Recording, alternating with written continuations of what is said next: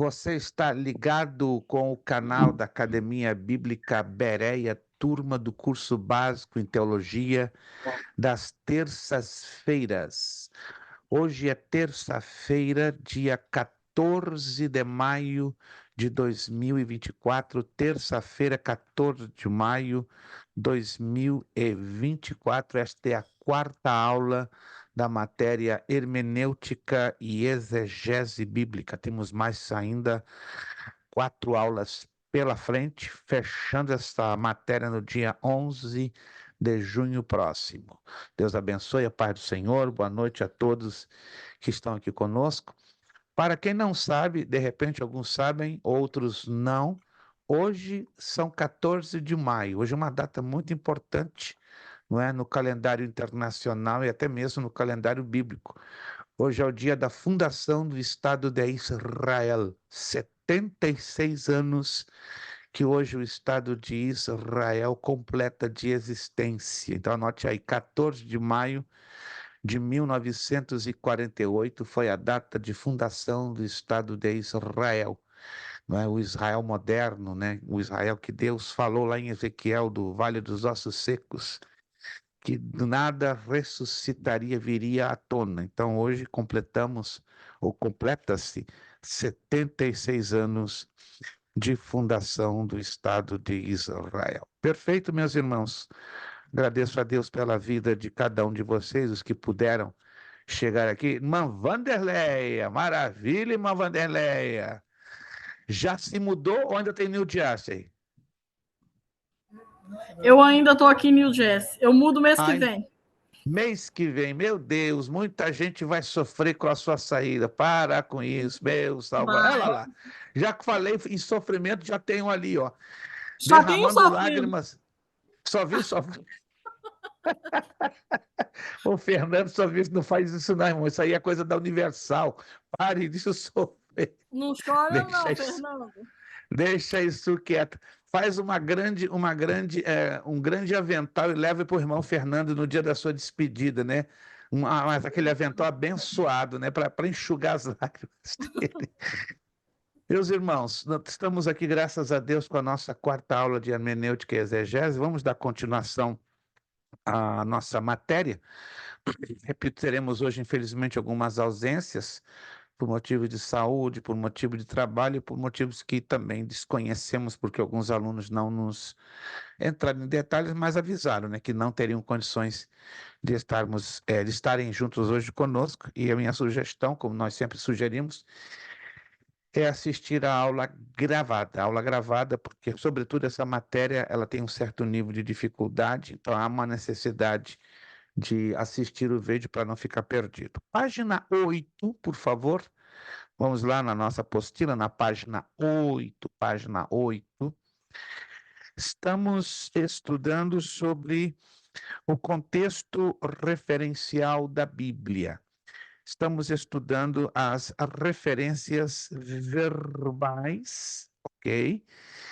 E hoje já entraremos nas referências reais. Estamos lá em cima em Atos 5:11, né? Como já estudamos na aula passada, as referências, perdão, o contexto referencial da Bíblia, ele tem um conteúdo muito interessante para você interpretar corretamente a Sagrada Escritura. Como, por exemplo, você encontra a mesma palavra em textos diferentes, né?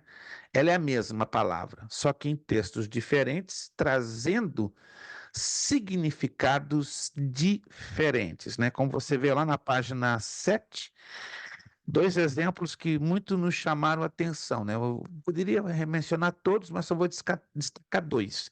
Está lá na página 7. A palavra porta, que ela se repete em vários textos da Bíblia Sagrada, porém com significados diferentes.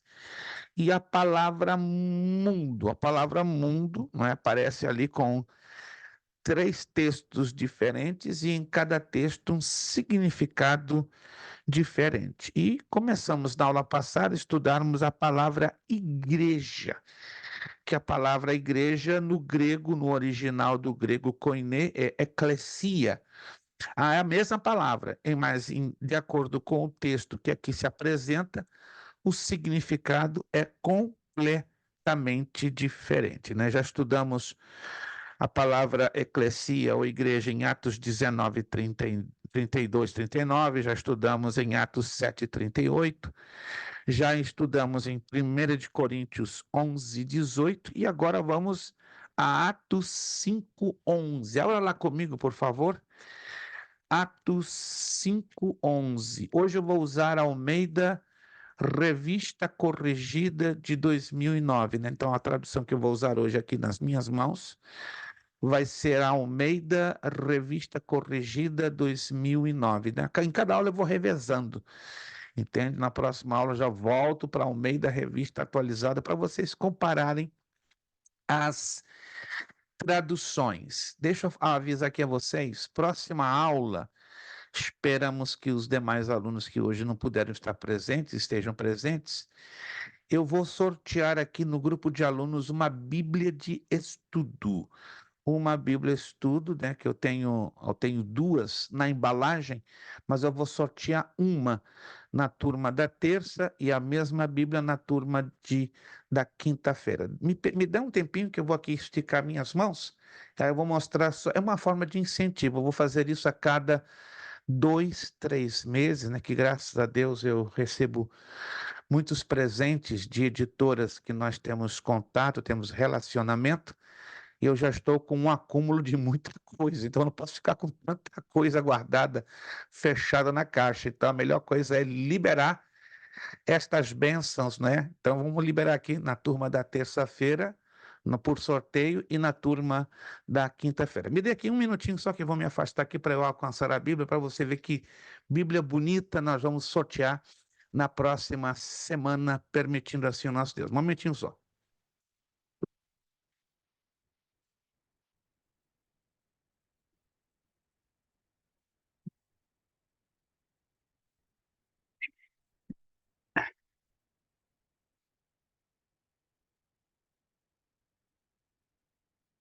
Perfeito. Não sei se alguns de vocês já, um momentinho aqui, já ouviram falar na chamada Bíblia arqueológica. Alguém já ouviu falar da Bíblia arqueológica? Quase todos. Eu creio que é a metade da turma. Deixa eu ampliar aqui o meu campo de visão. Deixa eu ver aqui. Isto. Estão me vendo? Estão me vendo todos? Estão me vendo? Ok. Olha aqui essa maravilha. Bíblia arqueológica, capa dura, na embalagem, ok? Então, na próxima semana, próxima terça-feira, quase no finzinho da aula, eu já vou ter o nome de todos os alunos da terça-feira em papelzinhos, vou colocar aqui num recipiente transparente, vou sacudir e vamos ver qual vai ser o abençoado que vai levar essa Bíblia arqueológica, tradução NVI. Ela é fantástica. Tudo ligado à arqueologia bíblica está aqui dentro. É uma Bíblia simplesmente maravilhosa. Eu a tenho em espanhol, eu a tenho em inglês. Então, a versão em português ela é bastante parecida, né, com a versão em inglês e em espanhol. Bastante. Tem apenas pequeninas diferenças que não chegam nem a 10%, mas o aluno que levar por sorteio não vai se arrepender. E fique tranquilo que o frete é por nossa conta, nós vamos mandar com profunda alegria para você. Então começa a orar, começa a jejuar. Pastor, ela é minha, então começa a orar, começa a jejuar, né? Nós já fizemos alguns meses atrás numa outra turma, uma Bíblia de estudo, mas os alunos ficaram loucos, né? Ficaram como 3 semanas jejuando. Eu dei tempo de 3 semanas, começa a jejuar. E foi uma irmã que estava ali orando, Senhor, eu preciso dessa Bíblia, eu preciso dessa Bíblia. Não é que ela levou? Apareceu o nominho dela, foi lá no recipiente, puxei, estava lá o nominho dela, ela ficou feliz da vida. Então, ó, eu não quero demonstrar nenhum tipo de favoritismo ou preferência, porque como vai ser sorteio, então que seja o que Deus quiser. Quem Deus quiser que seque no meu papelito, no sorteio, então, amém. Então, prepare-se. Próxima semana, dia 21, tá? Próxima terça-feira nós vamos sortear a Bíblia Arqueológica. Então, a cada 2, 3 meses, nós já estaremos, pela graça de Deus, fazendo, né, essas pequenas, vamos dizer assim, facilidades para que os alunos possam, mais do que nunca, sentirem motivados. Deixa eu voltar aqui. Isto, consegui voltar. Eu pensei que eu não conseguiria voltar. Perfeito, gente? Então, preparem-se para a próxima aula, porque hoje aqui, como faltou muitos alunos, e esses alunos que faltaram vão estar assistindo o vídeo, né, e vão se sentir mais motivados, né? Não, na próxima aula eu não posso faltar. Tá. Mesmo, só vão ganhar o aluno que estiver presente, porque seria uma injustiça, né? Mesmo que o seu nome seja retirado, mas se o aluno não estiver presente, a gente sorteia o próximo que estiver presente. Todos entenderam, gente? Todos entenderam? O nome de todos vai estar dentro do recipiente transparente de plástico, mas se a gente sortear e constatar que o aluno não está presente, ele não ganha. Só quem estiver presente. E aí nós passamos de novo para um segundo sorteio até sair o aluno contemplado. Perfeito? Vamos lá. Atos capítulo 5, versículo 11. Atos 5, 11. Diz assim a palavra de Deus: E houve um grande temor em toda a igreja e em todos os que ouviram estas coisas. Aqui a palavra igreja tem o significado de igreja local ou igreja regional, né? Como vocês já podem ter analisado nas outras ocorrências, as outras ocorrências é a mesma palavra, porém com significados diferentes. É bem curioso, né? E bem interessante a gente conhecer essas diferenciações. Mateus 16, 18, vamos ler esse texto. É um texto também, quero acreditar, que conhecido por vocês. Mateus capítulo 16, versículo 18. Vou aguardar um minutinho mais, que eu sei que alguns têm uma Bíblia com a página bem fininha e fica, então, às vezes, agarrado, né, no meio do caminho.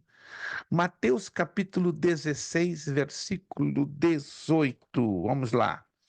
Todos encontraram? Todos encontraram Mateus 16, 18? Maravilha!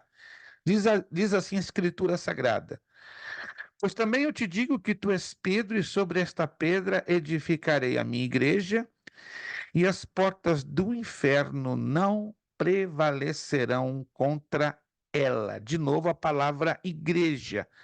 Só que aqui o significado é a Igreja Universal como o corpo místico de Cristo. Analisem bem, cada texto que estamos lendo aparece a mesma palavra, igreja, só que o significado diferente. Hebreus, capítulo 12, versos 22 e 23. Hebreus, carta aos Hebreus, Epístola aos Hebreus, capítulo 12. Vamos à carta aos Hebreus, Epístola aos Hebreus, capítulo 12, versículos 22 e 23.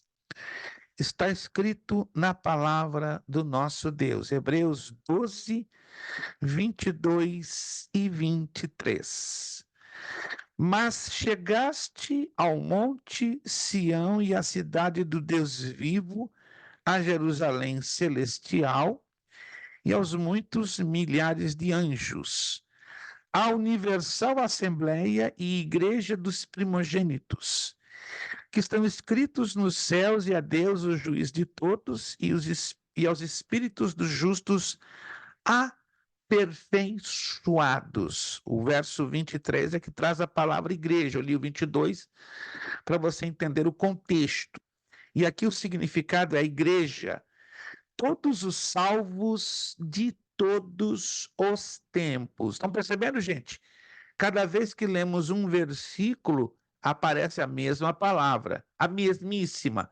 Entretanto, o significado é diferente. Aí você vai me perguntar, pastor, como então eu detecto a diferença dos significados? É aquilo que eu já falei. Se você tem uma concordância bíblica em mãos e você lê com atenção o texto dentro do seu contexto, vai lhe ajudar demais, demais mesmo.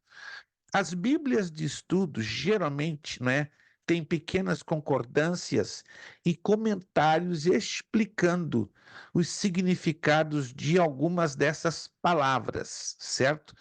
Mas o mais importante é você ter uma concordância completa, eu creio que eu já postei no grupo, uma concordância das sociedades bíblicas do Brasil, e você se acostumar a ler o texto pelo contexto, mas eu sei que isso não é do dia para a noite.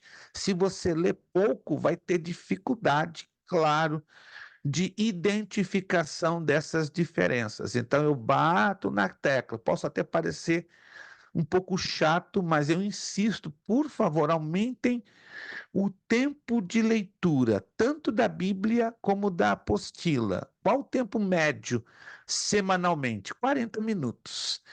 Quem puder gastar 1 hora por semana, excelente, excelente, excelente. Não vou exigir de você, aluno, que gaste mais de 1 hora, a menos que você tenha essa disponibilidade. Mas 1 hora por semana, sinceramente, seria excelente, tá? Isso ajudaria demais, demais. Eu sei que alguns de vocês têm muita dificuldade de leitura e de interpretação na leitura. Então, façam um esforço, tá? Deus vai recompensar o esforço para vocês e vocês vão melhorar a questão da interpretação dos textos bíblicos. Vamos à palavra salvação, tem em seguida, São 2 textos. Hebreus 2, 3 e Romanos 13, 11. Continuamos na carta aos Hebreus, só que no capítulo 2, versículo 3. Hebreus 2, 3 diz assim: como escaparemos nós se não atentarmos para uma tão grande salvação, a qual, começando a ser anunciada pelo Senhor, foi-nos depois confirmada pelos que a ouviram? Esta salvação está ligada com a nossa transformação. Se você leu com atenção o que acabou de ler, não é? O texto que acabamos de ler, você vai observar que esta palavra salvação está ligada com a nossa experiência de transformação, ou seja, a nossa experiência de conversão. Aí alguém vai me perguntar, tem outro significado na Bíblia para a palavra salvação? Tem aqui, ó, Romanos 13, 11. Opa, vamos lá então. Em Romanos 13, 11, Romanos capítulo 13, versículo de número 11. Parece difícil? Sim, parece, mas desde o momento que você se acostuma a ler mais os textos bíblicos, mais você vai entender o significado do texto pelo contexto. Quanto menos você ler a Bíblia, menos, obviamente, vai entender e, consequentemente, vai ter ainda dificuldade na interpretação. Romanos capítulo 13, versículo 11, diz assim, ó: e digo isto, conhecendo o tempo, que é já hora de despertarmos do sono, porque a nossa salvação está agora mais perto de nós do que quando aceitamos a fé. O significado aqui de salvação não fica tão difícil, complicado de interpretarmos, porque você já está vendo pelo texto em si, pelas palavras do texto, que a palavra salvação aqui está implicada com o quê? Vamos lá. Vou deixar vocês falarem um pouquinho, porque eu falando sozinho, daqui a pouco a saliva acaba e tem que buscar mais um segundo tanque de água. A palavra salvação está implicada com o quê? Com qual assunto? Com que situação? Segunda vinda de Cristo. segunda vinda de Cristo, né? Embora está ali escrito na apostila, mas se você ler com atenção, você vai detectar que está ligado à segunda vinda do Senhor Jesus Cristo. Basta você ler com atenção o texto. Em algumas das vezes você não vai encontrar a resposta no próprio texto. Você vai encontrar a resposta, sabe aonde? No contexto. E qual é o contexto? A gente já estudou um pouquinho lá atrás, não é? São os versículos que estão antes, os versículos que estão depois e os versículos que estão distantes do texto. Como é que se chama esse título, esse tipo de contexto? Quando você lança a mão de um versículo distante do texto que você está lendo, mas fala do mesmo assunto. Como é que se chama esse tipo de contexto? Alguém se lembra?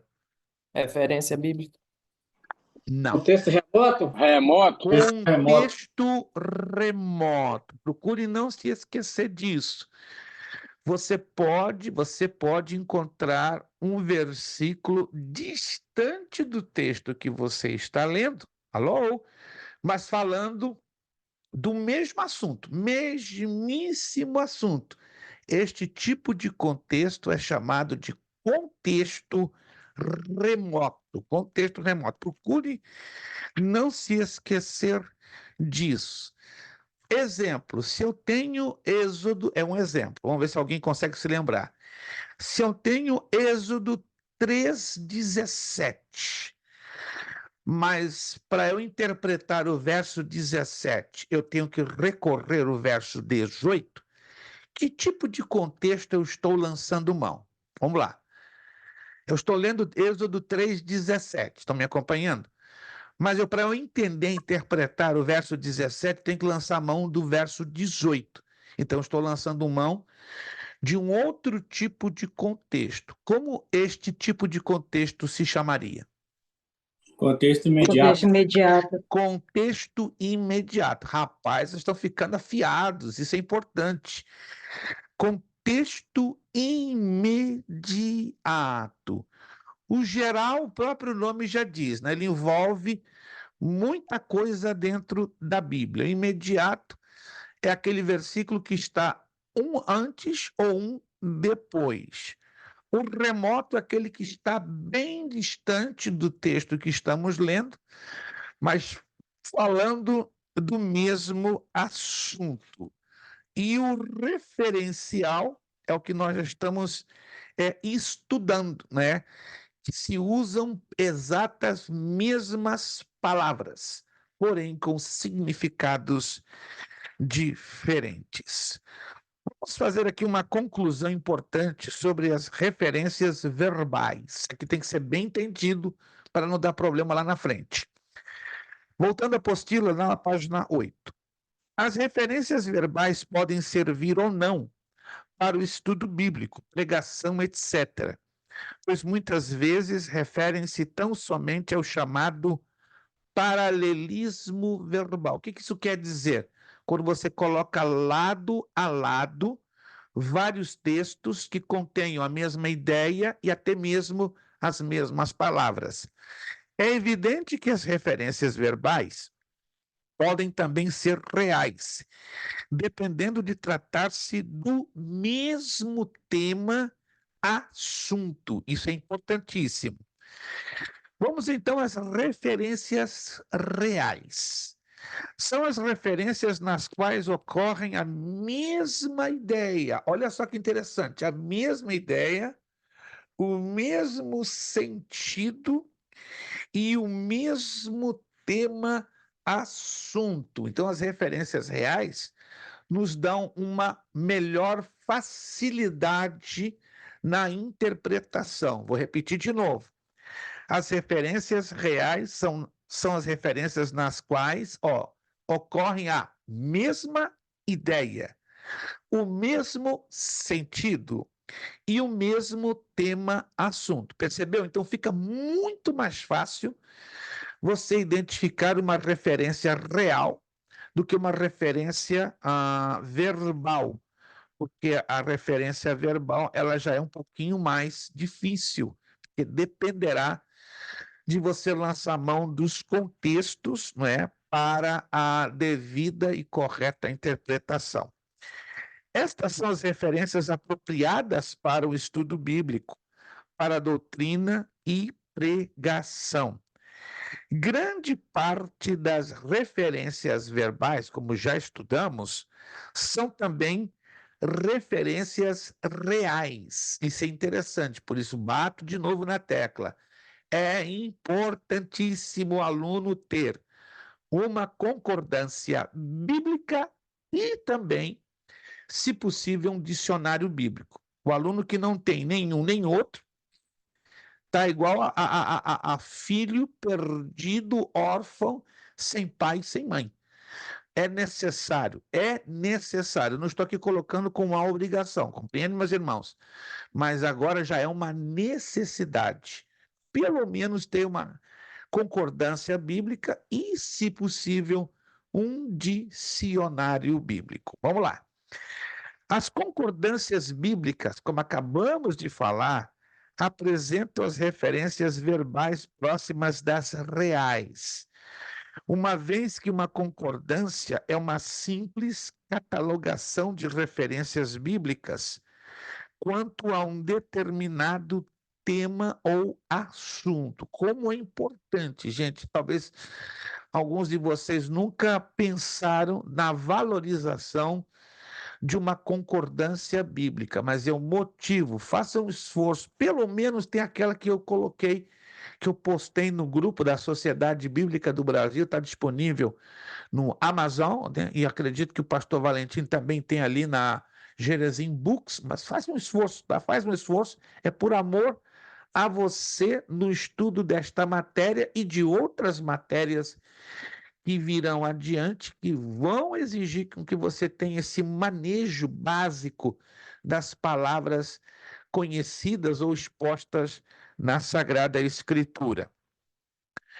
Você saberia distinguir as referências verbais das referências reais em uma concordância bíblica? É uma perguntinha que deixamos para você que vai lançar a mão ou se já tem uma concordância bíblica. Você que tem uma concordância bíblica vai aos poucos começar a fazer esse tipo de comparação. Aqui um exemplo de referências reais. O tema, preste atenção, o tema, não é a palavra, o tema, o assunto, salvo. O salvo na Bíblia, ele é chamado de vários nomes.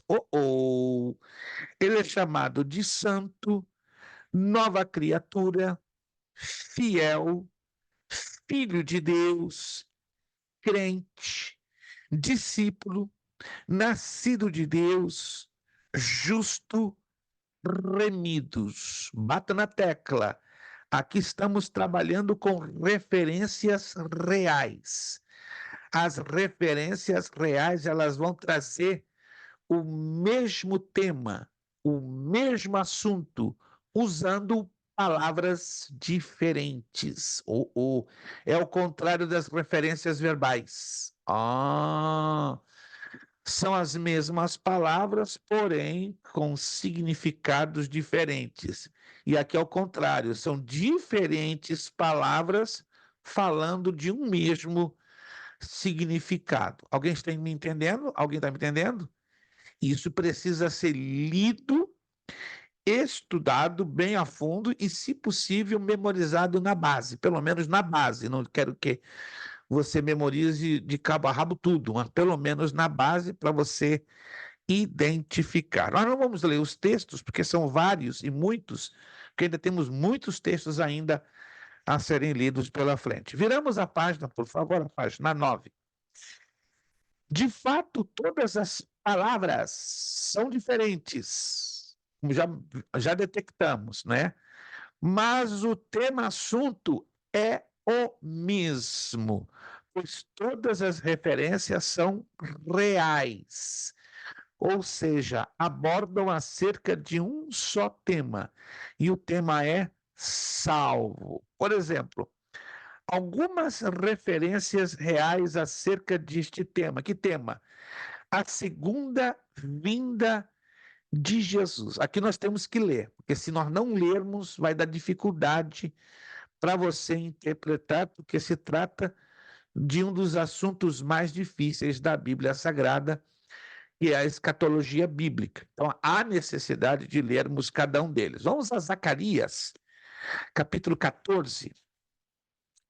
Você está percebendo que esta é uma matéria que exige, não é um luxo, não, é uma necessidade de ler textos bíblicos, e muitos, não é pouquinho, não, por isso que eu estou sendo chatinho mesmo. Se você não tem o hábito de ler e de ler a Bíblia, você terá que fazer isso agora meio forçado. Ou você faz, ou você não vai passar nessa matéria. Estou facilitando e vou facilitar ao máximo. Mas se você não fizer a sua parte, que é melhorar a sua leitura, milagre eu não posso fazer e nem Deus por você, porque Ele também quer que você faça a sua parte. Zacarias capítulo 14, verso 4 e 5. Está escrito: e naquele dia estarão os seus pés sobre o Monte das Oliveiras, que está defronte de Jerusalém, para o Oriente. E o Monte das Oliveiras será fendido pelo meio, para o Oriente e para o Ocidente. E haverá um vale muito grande, metade do monte se apartará para o norte, e a outra metade dele para o sul. Alguém percebeu que esse texto está falando da segunda vinda de Jesus? Alguém percebeu ou não? Provavelmente uns sim, outros não. Outros estão perdidos na poeira. Mas esse texto está se referindo à segunda vinda de Jesus na sua segunda etapa. Opa, como é que é? Porque a segunda vinda de Jesus tem duas etapas. Já estamos adiantando alguma coisa, evangelista Alexandre, né? Para o mês de julho, me permita, né, com carinho e respeito, mês de julho vamos estar, se Deus quiser, com um seminário de escatologia ali na congregação que dirige o nosso querido irmão Alexandre dos Santos, na escatologia, né? 3 dias vai ser abençoados, até meio curtinho, mas a gente vai enxugar o máximo, né? Sexta, sábado e domingo, haja coração e haja cabeça, porque vai ter muita informação. Mas já estou adiantando aqui. A segunda vinda de Jesus vai ocorrer em duas fases ou duas etapas.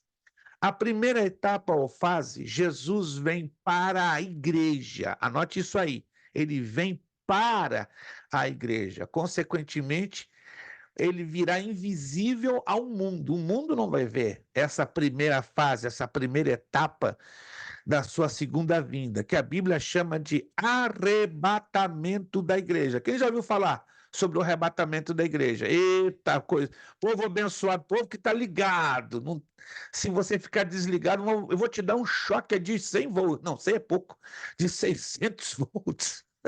Mas esse choque eu vou dar lá na congregação de Nagasaki, em Connecticut, 12, 13 e 14 de julho, né? Já de hoje, há aproximadamente 2 meses. Já faz, dentro de 2 meses, meu Deus, já estaremos aí, irmão Alexandre. Passa rápido o tempo, meu Deus, vamos começar a nos preparar, porque 2 meses, ó, vai assim, né? E já estaremos aí, se Deus quiser, chegando com esse seminário. Anotaram, então, a primeira fase da vinda de Jesus, Jesus vem para a igreja. Ele arrebata a igreja. Então, ele vem invisível aos olhos do mundo. 7 anos depois, Jesus volta com a igreja. Ele volta com a igreja, e como diz Apocalipse 1:8, e aí todo o olho o verá. Será quando Jesus, com a igreja glorificada, colocará os seus pés no Monte das Oliveiras, ali em Jerusalém, em Israel. É o que diz o texto que nós estamos agora aqui lendo em Zacarias 14:4. E o verso 5 diz: e fugireis pelo vale dos seus montes, porque o vale dos montes chegará até Azel. E fugireis assim como fugistes do terremoto nos dias de Uzias, rei de Judá. Então virá o Senhor meu Deus e todos os seus santos contigo, ó Senhor. Quem são esses santos que vão voltar com Jesus? A igreja glorificada. Anotou então? Primeira fase da segunda vinda, Jesus vem para a igreja, totalmente invisível para o mundo. 7 anos depois, Jesus vem com a igreja. Aí todo olho verá, todos no planeta Terra virão Jesus regressando com a igreja glorificada, e Jesus colocará os seus pés no Monte das Oliveiras, na cidade de Jerusalém, em Israel. Perfeito? Vamos a Mateus 25, 31. Mateus, Evangelho de Mateus, capítulo 25, versículo 31. Mateus 25, 31. Mateus, capítulo 25, versículo 31. E quando o Filho do Homem vier em sua glória, e todos os santos anjos com ele, então se assentará no trono da sua glória. Eu quero incluir o 32, desculpe. Mateus 25, 32. E todas as nações serão reunidas diante dele e apartarão uns dos outros, como o pastor aparta dos bodes as ovelhas. Aí eu pergunto aqui, se alguém se lembra, já estudou, já leu, se você nunca estudou, nunca leu, não é obrigado a responder a pergunta. Este texto está se referindo também à segunda vinda de Jesus, mas está se referindo a qual fase? A primeira ou a segunda? Segunda. A segunda. Irmão Zaqueu fez um golaço agora. Eu acredito que não foi o Sebastião Gabriel que fez assim, ó. Soprou. Acho que não soprou, não. Foi o Espírito Santo que soprou mesmo. Na mente e no coração. Não, esse povo de Nagataki está bem treinado pelo evangelista Alexandre. Graças a Deus. Então, eu vou passar apertado quando eu passar nesse seminário lá em Nagataki, porque o povo vai estar, ó, afiadinho, igual facão novo de Home Depot. Meu Deus. Aí que vai ficar bonito esse seminário ali em Nagataki. O povão vai estar todo preparado. Eu vou pegar o pastor Prestes de jeito, vou apertar ele contra a parede. Pode fazer, irmãos, à vontade.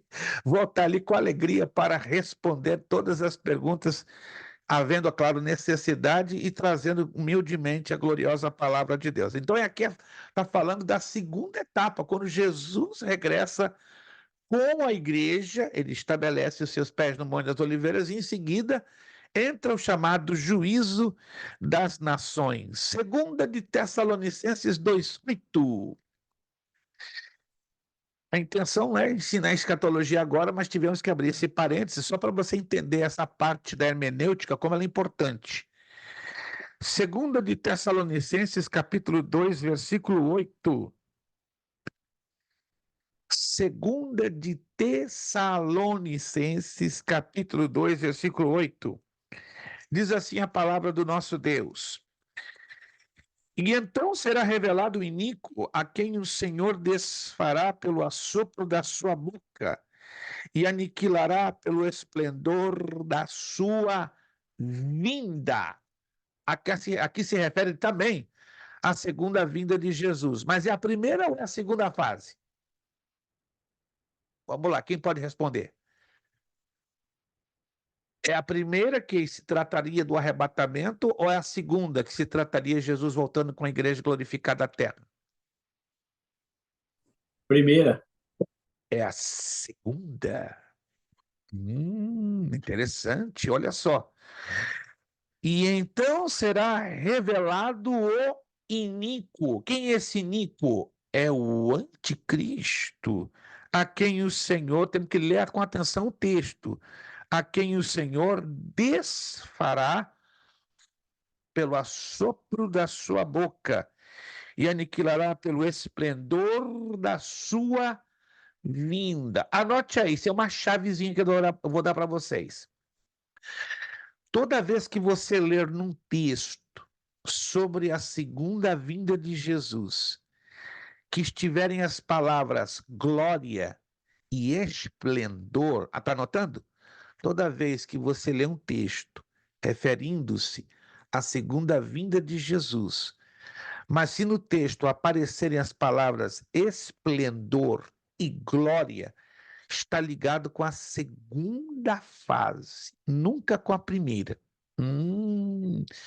Porque o esplendor e a glória vão ser visíveis para todos.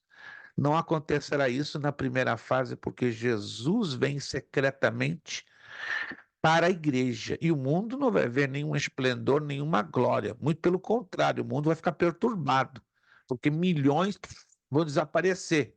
Não vai ter uma explicação. Como é que esse povão todo desapareceu, saiu do mapa?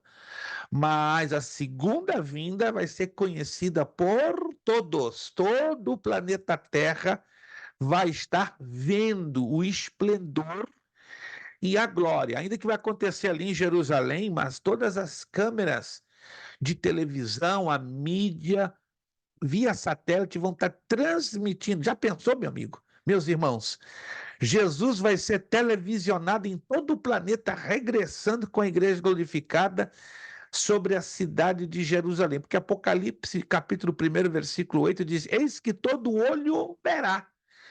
Todo o olho o verá. Isso implica que todo o planeta Terra, através dos meios de comunicação, assistirá ao regresso do Senhor Jesus Cristo. É o que diz lá em 2 de Tessalonicenses 2,8 sobre a destruição do anticristo. Judas, verso 14, uma das mais pequeninas epístolas do Novo Testamento, tá? Um livro antes do Apocalipse, verso 14 de Judas.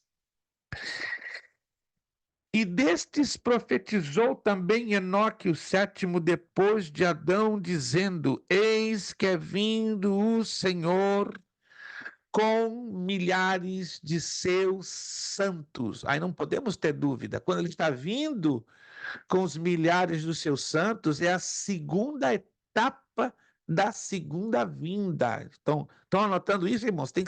Esses detalhes têm que ser observados. Os santos serão conhecidos no mundo inteiro, porque Jesus estará vindo com eles. Mas na primeira etapa, Jesus vem para eles, e o mundo não vai ver este acontecimento na primeira etapa da segunda vinda. Vamos a Apocalipse agora. 2 textos em Apocalipse. Primeiro, Apocalipse 1:7. Eis que vem com as nuvens. Outra dica. Eu falei de esplendor, falei da palavra glória, mas inclui a palavra nuvens. Nuvens. Toda vez que você lê um texto ligado à segunda vinda de Jesus, onde aparecem essas palavrinhas, nuvens, esplendor e glória, está ligado à segunda etapa da segunda vinda de Jesus. Ó. Eis que vem com as nuvens. Ok, está bem claro. E todo o olho, aqui o texto está claríssimo. E todo olho o verá. Até mesmo os que o traspassaram. Quem são esses que o traspassaram? Vamos lá. Alguém interpreta esse texto para mim? Quem são estes que o traspassaram? Quem? Não creram nele, né? Não especificamente, para se cumprir uma profecia que está em Zacarias 14. Quem são estes que, na verdade, o traspassaram? A menos que alguns dos irmãos estejam com a dificuldade de interpretar a palavra traspassar. Vamos lá. Quem são esses que o traspassaram? Diga. Os que morreram? Os que morreram? Não, ainda não.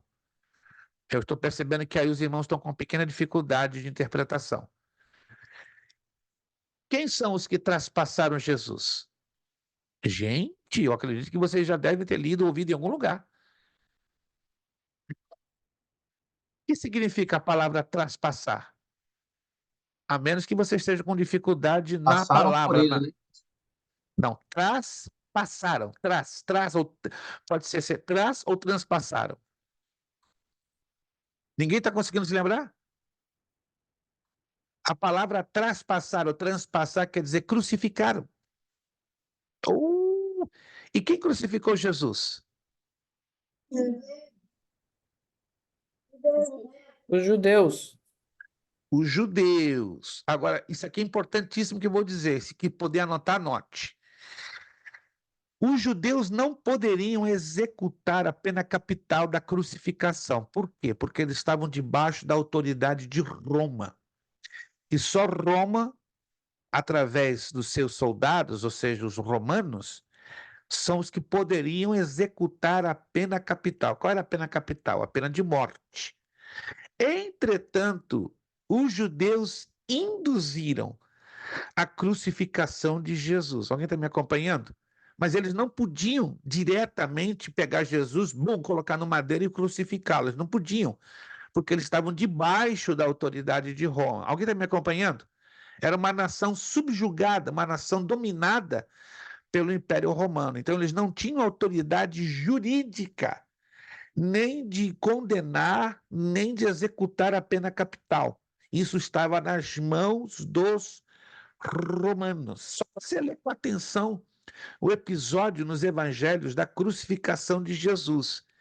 Quem traspassou, quem condenou, quem crucificou Jesus no sentido direto da palavra e da atitude foram os judeus, porque eles induziram a tudo isso. Mas no sentido literal, técnico, quem executou a pena capital da crucificação foram os romanos. Alguém está me acompanhando, gente? Então anote isso é importante.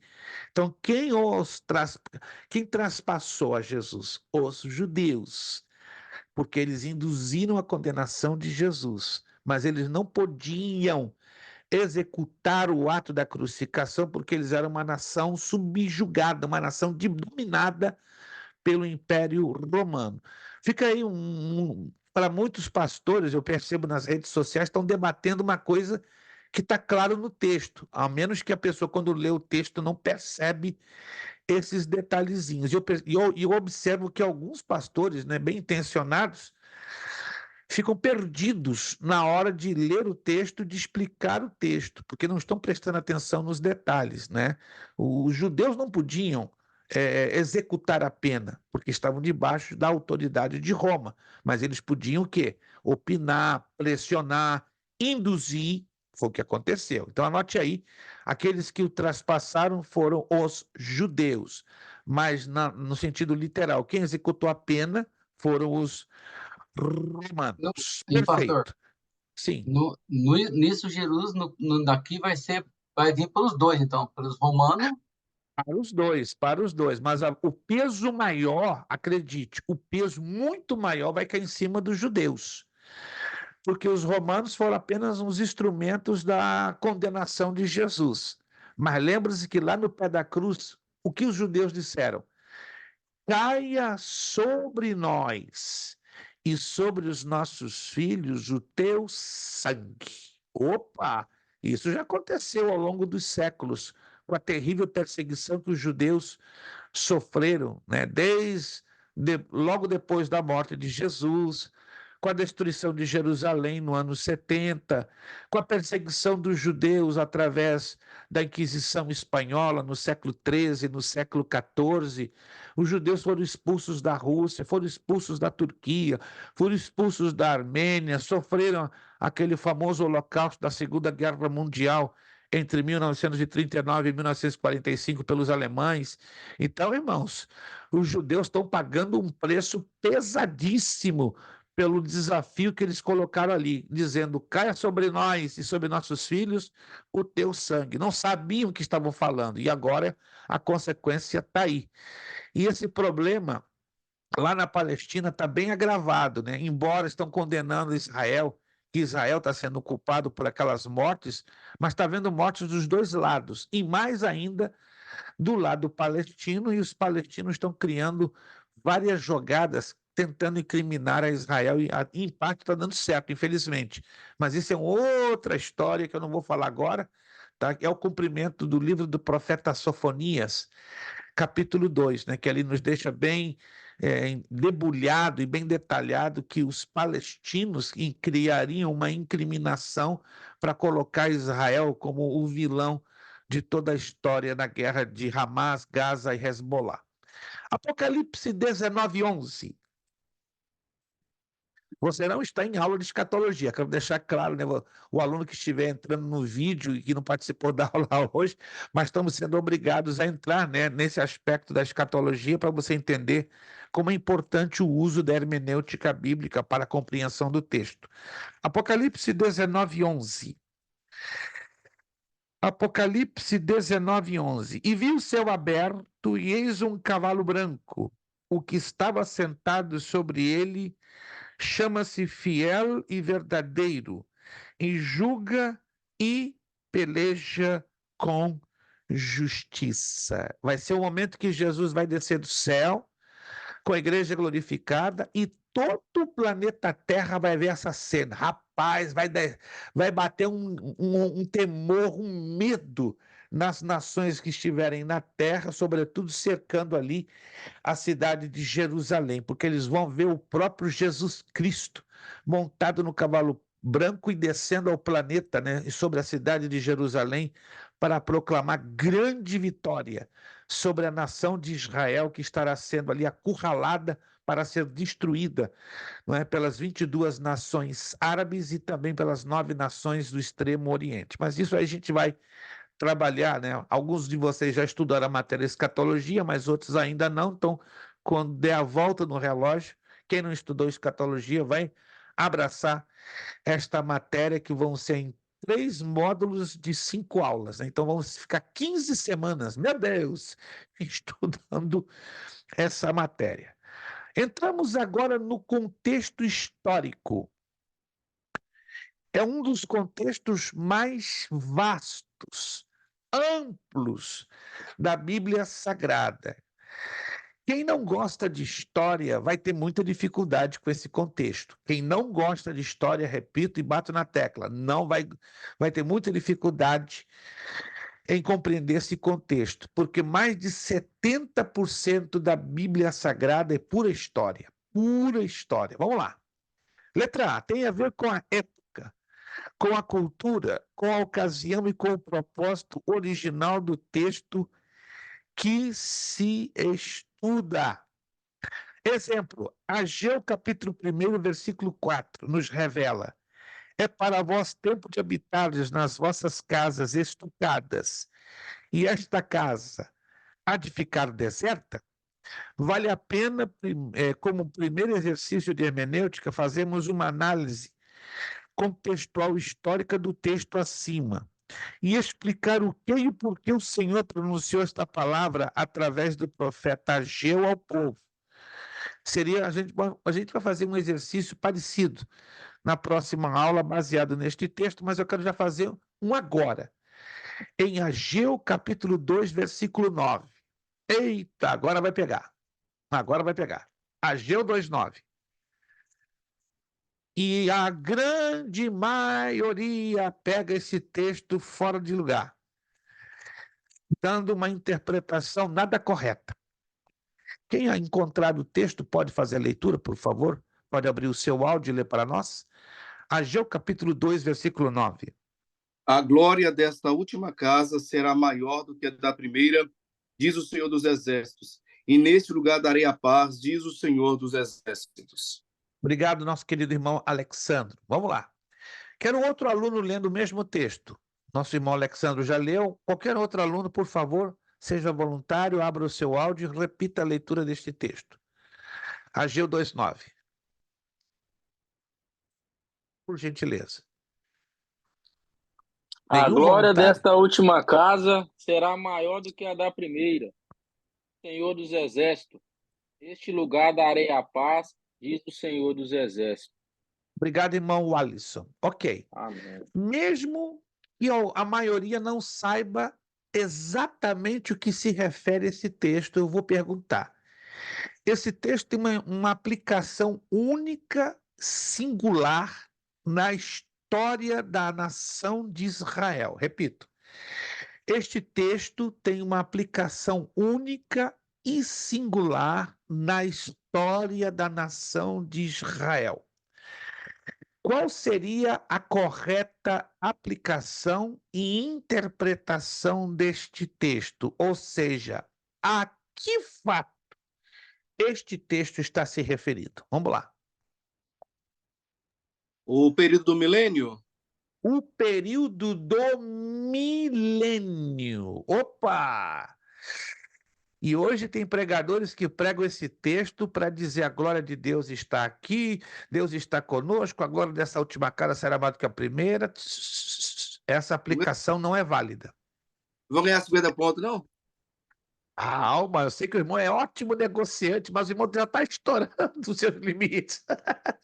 O irmão já chegou na borda, mas vou largar uma valendo a isenção da prova. Aí o irmão vai se candidatar, tranquilo. O irmão Alexandre já está, está correndo rápido, mas ele vai se candidatar à isenção da prova. Esse texto está se referindo ao período do milênio. O que é o período do milênio? Alguém se lembra? Alguém já leu? Alguém já escutou? Alguém já estudou? O que é o período do milênio? Vamos lá. A primeira vinda de Jesus, o primeiro reinado da vinda de Jesus, o primeiro milênio de Jesus vai ficar em Israel? É o período que Cristo vai reinar por 1000 anos, juntamente com a igreja. Isto. Quando historicamente isso vai acontecer? Em que parte da história, cronologicamente, na Bíblia vai acontecer? Vamos lá. Que não seja o irmão Alexandre, porque eu sei que ele está sabendo bastante, graças a Deus, e está ensinando o povo lá de Nagatá, que bonito, mas eu quero ouvir outros alunos. Depois A da primeira segunda vinda? de Cristo. A segunda vinda. Repita, por favor. Depois da segunda vinda de Cristo. Depois da segunda vinda. Em qual das etapas? Primeira ou segunda? Segunda. Segunda etapa. Então, cronologicamente, o milênio vai acontecer depois da segunda etapa, isto é, fechando o período dos 7 anos da tribulação. Opa! Fechou 7 anos da tribulação, imediatamente vão ter dois eventos. Vão ter dois eventos. O juízo das nações, Jesus vai julgar as nações chamadas bodes e ovelhas, e depois vai purificar, na ordem, né? Primeiro ele vai purificar o templo de Jerusalém por 30 dias. Depois de purificando o templo de Jerusalém, que fora profanado pelo anticristo na metade da tribulação, ou seja, nos 3 últimos anos e meio, aí entra em cena Jesus, não é? Fazendo o juízo das nações, tomando 45 dias, de acordo com Daniel capítulo 12. Terminou o juízo das nações, as nações bodes e ovelhas, aí entra o governo de 1000 anos do Senhor Jesus Cristo. Satanás é aprisionado no abismo por 1000 anos, e aí Jesus começa a reinar no trono de Jerusalém. Ok. Lembrando que no governo do Senhor Jesus vai haver um templo em Jerusalém. Não é o primeiro templo, que foi o de Salomão. Anote aí, o primeiro templo que os judeus tiveram foi o templo de Salomão. Está lá registrado em 2º livro de Crônicas, capítulo 7, do verso 1 ao 4. Esse foi o primeiro templo. Neste primeiro templo, a Bíblia nos ensina que a glória de Deus veio sobre o templo, como resultado da oração de Salomão. O segundo templo foi o templo levantado por Zorobabel, e remodelado pelo rei Herodes. Quando esse templo ele é levantado? No tempo de Esdras e Neemias. Porque o primeiro templo ele é destruído pelos babilônios em 586 a.C. 70 anos depois do cativeiro de Judá na Babilônia, em 516 a.C., Zorobabel inaugura o segundo templo judaico. Detalhe, esse segundo templo judaico não recebe a glória de Deus. E este segundo templo ele é remodelado anos mais tarde por Herodes o Grande e destruído pelos romanos em 70 depois de Cristo. Jesus profetizou, quando esteve diante deste templo, não ficará aqui pedra sobre pedra, até que seja tudo removido. Muito interessante isso. Então, os romanos destruíram o templo de Zorobabel. Está me acompanhando? O segundo templo. E estamos a qualquer momento para ter o levantamento do terceiro templo, chamado Templo da Tribulação. O Templo da Tribulação, ele vai dominar o período todinho da tribulação, os 7 anos. Mas já está tudo preparado, gente. Se você não sabe, já está tudo preparado. Os móveis, os utensílios, os sacerdotes, as trombetas, as vacas vermelhas para o sacrifício. Está tudo preparado, tudo. Mas o que está faltando para o templo ser levantado e inaugurado? O acordo de paz entre árabes e israelenses. Mas quem vai promover esse acordo de paz? O anticristo. O anticristo vai entrar em cena, vai promover esse acordo de paz, vai liberar a autorização para a construção deste templo em território muçulmano.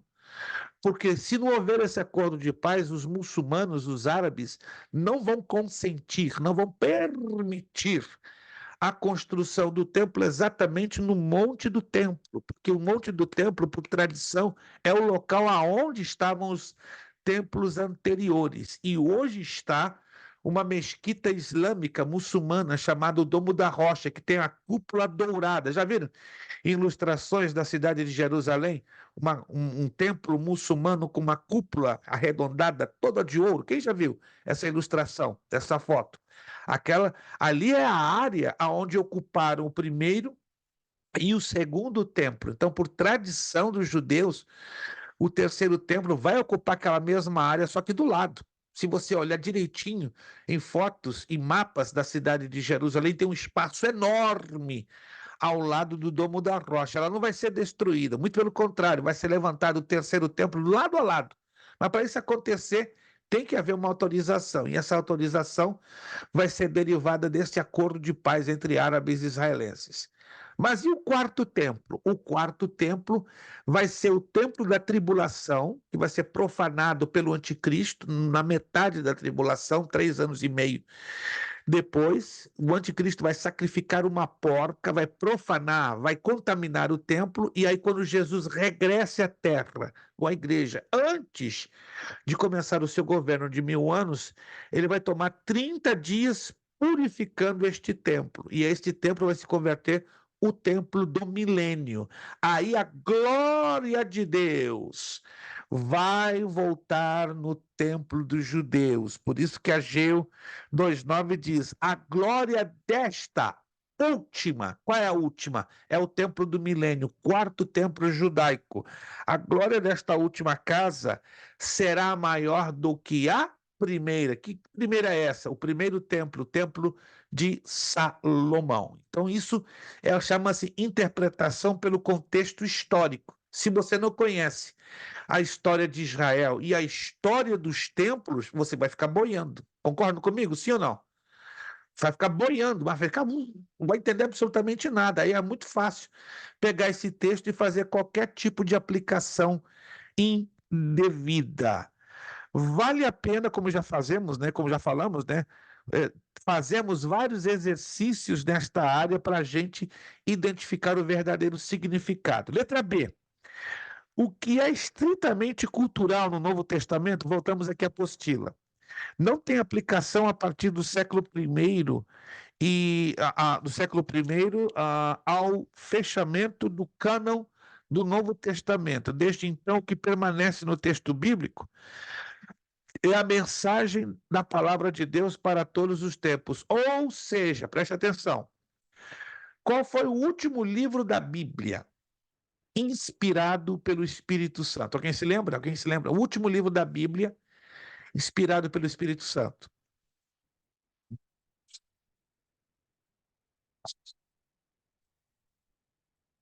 Os meninos Apocalipse. têm uma pergunta. Em seguida, irmã Sabrina, em seguida dessa resposta, eles já podem entrar. Sim, por gentileza, repita.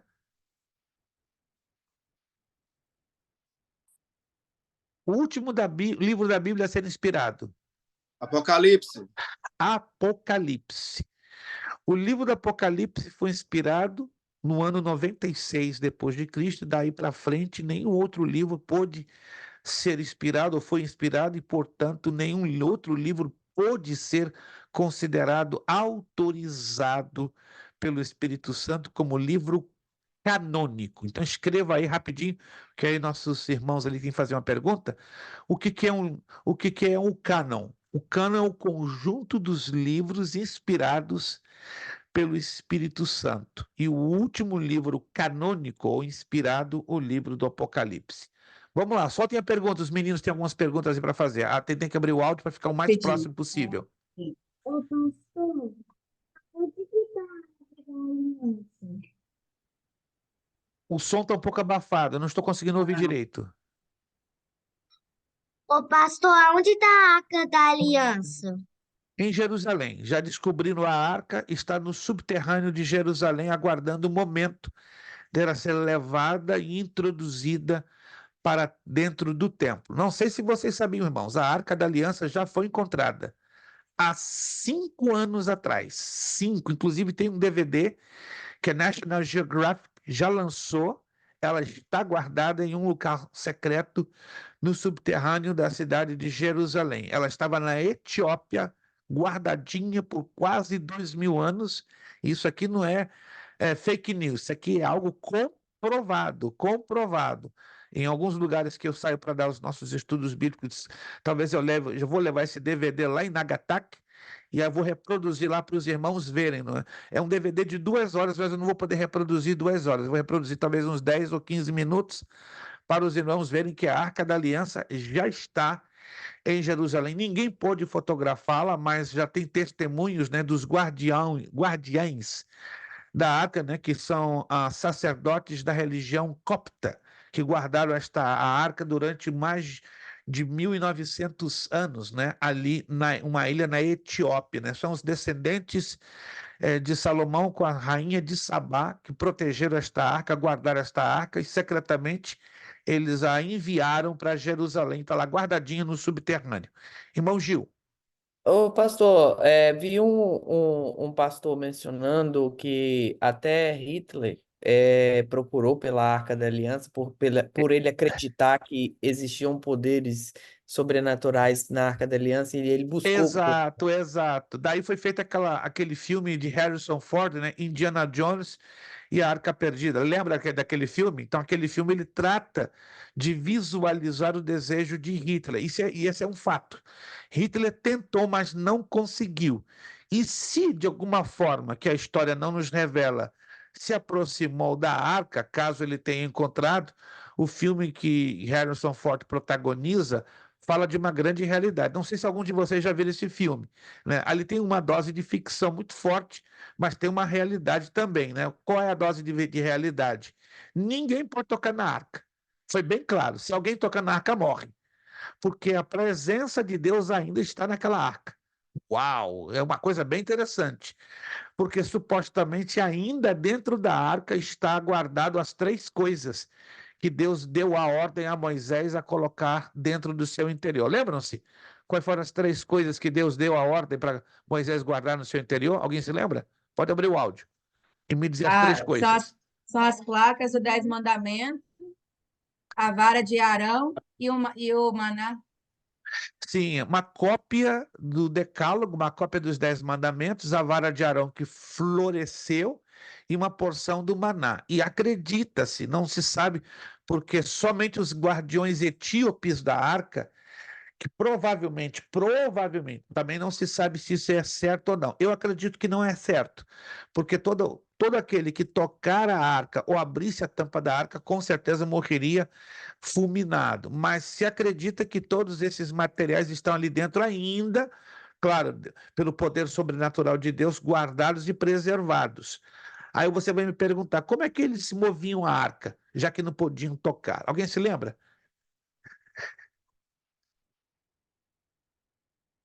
Fazendo mímica, mas não estão abrindo o áudio. Eles tinham aquelas alças do lado que eles usavam para não tocar na arca. Isso, se vocês se lembram, a arca foi projetada para ter argolas, 4 argolas, 2 de cada lateral, e aí passariam o quê? Um tipo de varapaus. e esses varapaus eram usados para serem sustentadas nos ombros dos sacerdotes. Era a forma que a arca era transportada, ou seja, a arca não poderia, sob hipótese nenhuma, ser tocada por mãos humanas, né? O único desinformado, né, que fez isso com boa intenção, mas não adianta ter boa intenção, é saber que as coisas sagradas não valem a boa intenção, tem que seguir exatamente o que Deus ordena. Foi um fulano chamado Uzá, que colocaram a arca num carro de boi, o carro de boi desequilibrou e a arca quase estava caindo, lá vou Uzá, né?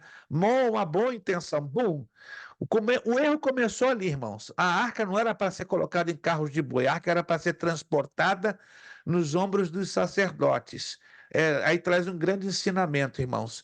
Jesus é para ser transportado nos ombros da nossa responsabilidade de vida cristã. Né? Dá até para uma pregação, né? Não podemos levar Jesus de qualquer maneira, não. Temos que levar Jesus sobre os nossos ombros com uma enorme responsabilidade de vida espiritual. Deixa eu avançar um pouquinho mais, na letra C. O que tem significado um determinado texto bíblico para os primeiros destinatários do referido texto e qual é a aplicação deste mesmo texto aos tempos nossos e à vida que hoje já vivemos. Saberá o leitor fazê-lo com sabedoria, ciência e discernimento? Tem textos bíblicos, irmãos, que têm significados para todos os tempos e para todas as épocas e para todos os lugares. Entretanto, tem textos bíblicos que só têm significado e aplicação para aquele tempo lá de trás. Só tem. Isso a gente vai descobrir aos pouquinhos, né? Porque tem o chamado contexto abrangente, o contexto geral, e através do contexto histórico você vai descobrir se a aplicação daquele texto só serviu para aquela época lá atrás ou serviu para todas as épocas. Letra B, eu quero fechar aqui para nós corrigirmos os exercícios. Para a exegese, o significado do texto bíblico no original e no tempo, e para o tempo em que foi escrito, constituem-se em detalhes muito importantes. É o que nós vamos estudar com detalhes na próxima aula. Letra E. Portanto, a exegese. Até aqui chegamos aos princípios de hermenêutica. Daqui para frente a gente vai entender agora os princípios da exegese. E elas exigem um pouquinho mais. Ó. A exegese é uma tarefa histórica. Esta tarefa histórica envolve alguns relevantes aspectos. Isso vamos estudar na próxima aula. O idioma da ocasião do texto. Aí você faz a pergunta: esse texto foi escrito originalmente em que língua? Hebraico? Aramaico? Ou texto koiné? Para você fazer essa pergunta, você precisa conhecer um pouquinho a Bíblia. Para conhecer um pouquinho a Bíblia, você tem que ter sido passado por uma matéria chamada bibliologia. Alguns de vocês já passaram, outros de vocês não passaram por esta matéria, então vão ficar, digamos, com um pouquinho de dificuldade. Outra coisa, são as circunstâncias da ocasião do texto. Isto inclui os padrões de pensamento do povo na ocasião do texto, de maneira que a mensagem divina fosse compreendida por todos. Porque existem várias culturas no contexto bíblico, a cultura judaica ou hebraica, a cultura babilônica, a cultura romana, a cultura grega, a cultura persa. Então temos que identificar que tipo de cultura envolveu a redação deste texto em consideração. Os costumes da ocasião, a cultura envolve alguns fatores relevantes. Olha a quantidade de fatores ligados à cultura: folclore, tradições, música, comemorações, poesia, fala da linguagem, práticas, comportamentos e procedimentos, usos, vestimentas, postura. E na página seguinte, só paro por aqui, pela Bíblia, pelo menos, vamos encontrar 4 culturas principais. Eu estou resumindo da maneira que você melhor entenda. A semítica, dos povos vizinhos a Israel e da mesma origem, a hebreia ou judaica, de Israel propriamente dito, a helenista, que é a cultura dos gregos, e a romana, dos romanos. Mas a gente então para por aqui na página 9, no ponto D. A página 9, ponto D, vamos dar no dia 21 de maio a continuação, ok? Anote aí. Ponto D, para a exegese o significado do texto bíblico no original. Daí em diante a gente vai desenvolver melhor, e isso envolvendo aí a página de número 9, então na próxima aula. E no finzinho da próxima aula, como eu já disse, nós vamos fazer o sorteio da Bíblia arqueológica. Vai ser o abençoado ou abençoada que vai levar essa Bíblia para casa, né? Pastor, e se for marido e mulher, né? Um caso aí do irmão Gil, da irmã Rubiane, da irmã Sabrina, como é que fica a questão de família? Aí vai ter que ser a pessoa que, se for só, digamos, se for uma Rubiane, um exemplo, né? Ela terá o carinho de compartilhar, se ela quiser, com seu esposo. De repente, não, né? A mesma coisa, irmão Gil. Se ele for sorteado, vai depender dele que ele compartilhar com isso. Se for irmã Sabrina, já é mais complicado, né? Vai ter que compartilhar entre dois, entre a Angelina e o pastor Anderson. Vai ser bem complicado, enfim. Então, eu estou vendo aí que no caso de duas famílias aqui, não é que eu não estou fazendo força porque alguém de vocês seja sorteado, mas se for, aí vocês vão ter que ter muita sabedoria para equilibrar o uso dessa Bíblia em família. Vamos corrigir, irmãos, um pedacinho dos exercícios, tá lá na página. Eu já corrigi todos, envolvendo a página, deixa eu ver aqui, 11, 12, 13, 14 e 15. Confere. Corrigi já todos, correto? Até a página 15, sim ou não? Não, ou estava com essa suspeita. Eu parei exatamente aonde? Na página 14. Página A 4. página 14. Então vamos lá, página 14. Então aqui eu fiz a anotação, queria saber quem estava mais ligado do que eu. Irmã Ilana está mais ligada do que eu, parabéns. Vamos lá. Relacione a coluna A de acordo com a coluna B, página 14. Eu dou o número. Pastor, essa já conseguiu. Tá na preencha. Esse já corrigiu, tá no número 4. A letra começa no número 2. 4, número 2. Estão ligados. Então, 4, número 2. Eu fiz aqui a anotação, está aqui, ó. Só estou querendo testar vocês, ó. Está aqui, já fiz a anotação. 4, número 2. Estão ligados, vamos lá. Número 4, preencha as lacunas. Número 2, a hermenêutica expõe os princípios de interpretação. A exegese aplica-os ao buscar o sentido do texto. Perfeito. Interpretação e o sentido do texto. Número 3. Para uma sadia exegese não é suficiente a leitura simples. A leitura simples. A leitura simples. Número 4. A humildade abre a porta de nossa compreensão da Revelação divina. Revelação divina. Número 5, virando a página. É inoperante nulo conhecimento da palavra de Deus. Palavra de Deus, sem a nossa fé. Fé e nesta mesma palavra. Então, número 5, palavra de Deus e fé nesta mesma palavra. Número 6, isso inclui os padrões de pensamentos. Número 7, grande parte das referências verbais são também referências reais. Número 8, a Bíblia se interpreta com a própria Bíblia, e isso é efetuado por meio do contexto referencial. Contexto referencial. 9. É importante ressaltar que a exegese é precedida pela hermenêutica. Tem gente que colocou o contrário, tenho certeza. Alguém aqui inverteu a ordem. Mas é primeiro exegese e em segundo a lacuna hermenêutica. Número 10. As concordâncias bíblicas apresentam as referências verbais próximas das Reais. reais. Vamos corrigir, então, somente a página 17 e 18. Alô? 17 e 18. Acho que dá para corrigir também 19. Pronto. 17, 18 e 19. Não é muita coisa. 17, 18 e 19. Número 1, página 17. Gêneros literários da Bíblia. Qual a letra correta? C. Letra C. A D não é um gênero literário. Olha com atenção, em que você vai chegar à conclusão. É a letra C. A primeira parte todinha, né? C.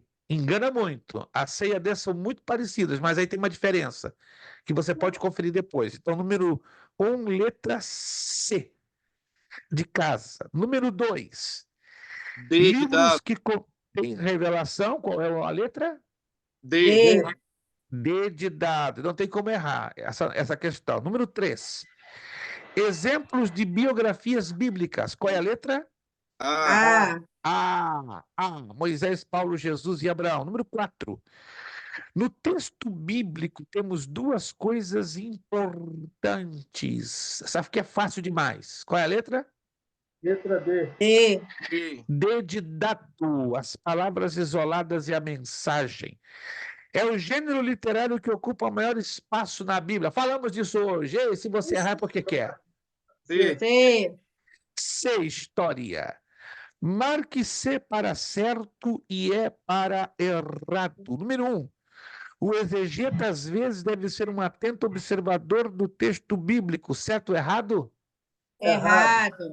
Errado, tem que estar sempre ligado, atento. Errado, número 1, errado. Número 2, as línguas, os idiomas originais do texto bíblico são o latim, o aramaico e o grego. Certo ou errado? Errado. Errado. O latim nunca foi uma língua original. É o hebraico, aramaico e grego. 3. A morfologia estuda as palavras combinadas na frase. Certo ou errado? Errado. Errado, porque é a sintaxe. Número 4. O texto provém do latim textus, que quer dizer corrente. Certo ou errado? Errado. Errado, porque texto quer dizer tecido no latim. Então, errado. Número 5. O texto bíblico é o fluxo normal da comunicação escrita. Certo ou errado? Certo. Certíssimo. Recapitulando. 1, 2, 3 e 4 erradas. Só acerta a letra C. A última para fechar. Virando a página 19. Relacione a coluna A com a coluna B. Eu dou um número e vocês me dão a letra. O Espírito Santo como selo e penhor. Número 1. Qual é a letra? A. Efésios 1:13. Número 2. O desfile triunfal do vencedor. Qual é a letra? C. C. 2 de Coríntios 2:14. 3. A ata dos decretos que havia contra nós. Qual é a letra? D. D. Colossenses 2:14. E a última é covardia. Por eliminação é fácil demais. Número 4. Castor e Pollux. Letra? B. B de bola. Atos 28:11. Próxima aula. Vou deixar os exercícios das páginas 27, 28 e 29. Somente 27, pode anotar aí, 27, 28 e 29. Não entra na página 30, só 27, 28 e 29. Peço que você leia, por favor, da página 9, até a página 26. É um pouquinho extenso, mas é importantíssimo que você leia da página 9 até a página 26, porque do contrário você não vai conseguir fazer esse novo bloquinho de exercícios que envolve a página 27, 28 e 29. Anotado aí? Leia então na semana da página 9 até a página de número, na verdade, 27, quando termina as figuras de linguagem. E aí a gente vai desenvolver, então, sobre a questão da exegese, vamos entrar no contexto literário da Bíblia, certo? A lei da dupla referência, e aí já vamos começar com a segunda parte dos princípios elementares da exegese bíblica, até entrarmos nas figuras de linguagem. Meus irmãos, valeu a aula de hoje? Ajudou em algo? Tem coisa ainda boa pela frente. Ainda temos 4 aulas pela frente. Olha, vamos dar o máximo, né? Como diz, vamos andar com a velocidade um pouquinho mais acelerada. Mas eu quero contar com a sua dedicação na leitura, tanto do texto bíblico como da apostila. Porque, repito, se você não ler, vai dar probleminha. Vai dar probleminha porque vai dar dificuldade de você compreender a extensão desta difícil, porém importantíssima matéria. Quando estão percebendo que a hermenêutica e a exegese é uma matéria muito importante para a correta interpretação do texto? Quando estão percebendo?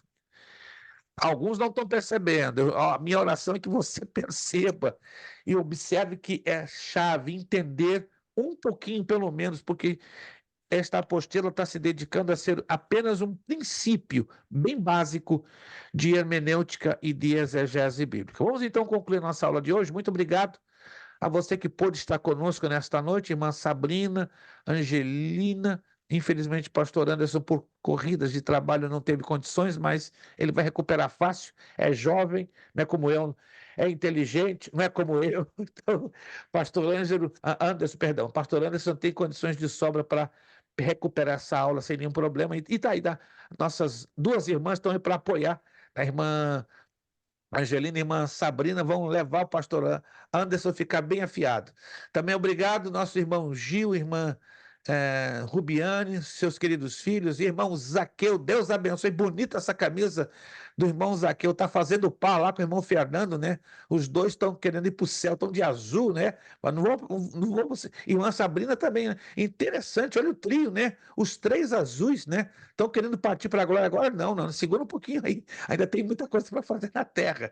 Irmão Ailson, Deus abençoe, seu verde está bonito demais, é o único verde que está aqui na telinha, né? Está lembrando a esperança que temos na vinda de Jesus. Lucas, obrigado, Lucas. Sorriso igual o Lucas, não tem igual, só do da minha sogra. Irmão Fernando, obrigado, Deus abençoe. Irmão Wallison veio correndo, né, lá dirigindo e caiu dentro de casa e está ali, graças a Deus. Irmã Cineide batalhou, mas graças a Deus, Deus mandou o anjo do seu genro para ajudar a destravar o que estava travado. Irmão Alexandre, obrigado.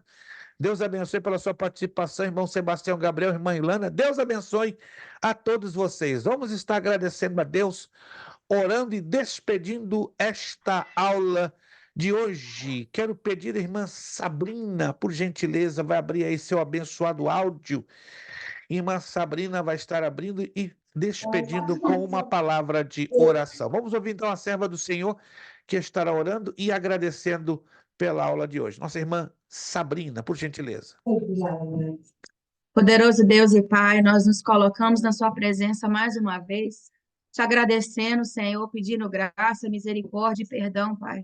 Senhor Jesus, eu entrego, Pai, cada aluno que está aqui, o professor Luiz, Senhor, que o Senhor continue, meu Deus, ó Pai, restaurando, capacitando, orientando, meu Deus, e enchendo da sua presença, para que cada aula, Senhor Jesus, a gente venha crescer no conhecimento, Senhor, crescer, Pai, em Ti, Senhor, em nome de Jesus.